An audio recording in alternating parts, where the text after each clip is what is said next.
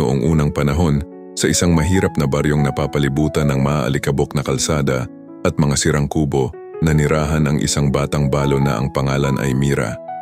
Namatay ang kanyang asawa sa isang aksidente sa pabrika. Naiwan siyang mag-isa, may 2 maliliit na anak at walang kahit anong ipon. Nagbulong-bulungan ng mga tao. Hindi raw siya magtatagal. Ngunit tuwing umaga, bumabangon si Mira, tinitingnan ang pagsikat ng araw at sinasabi sa sarili, mas magiging maayos ang araw na ito, hindi ako susuko. Walang pagkain sa kanilang bahay. Umiiyak ang kanyang mga anak. Ang mga kapitbahay ay nag-aalok ng awa pero hindi ng tulong.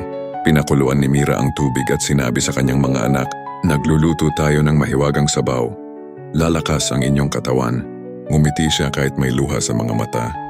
Ang ngiting iyon ay galing sa pag-asa, hindi sa pagkain.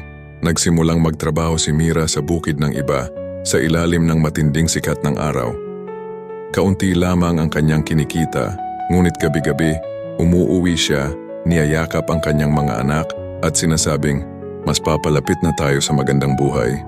May mga nagtatanong, bakit nakangiti ka pa rin? At sinasagot niya, kapag nawala ang pag-asa, mawawala ang lahat. Isang araw na upo si Mira sa ilalim ng puno malapit sa templo. Pagod na pagod siya. Nanginginig ang kanyang mga kamay. May isang matandang lalaki ang umupo sa tabi niya at tahimik siyang pinagmasdan.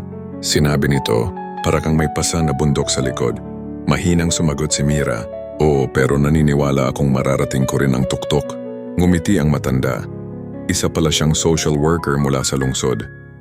Sa loob lamang ng isang linggo, tinulungan niya si Mira na magkaroon ng trabaho sa isang women's center. Ang kanyang mga anak ay nakapasok sa libreng paaralan. Sa paglipas ng panahon, natuto si Mira ng mga bagong kasanayan. Nagsimula siyang magturo ng pananahi sa mga dalagang taga-baryo.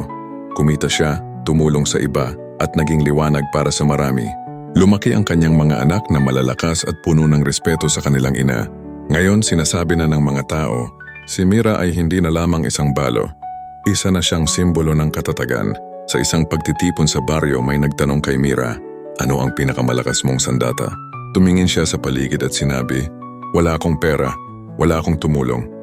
Pero may positibong pag-iisip ako.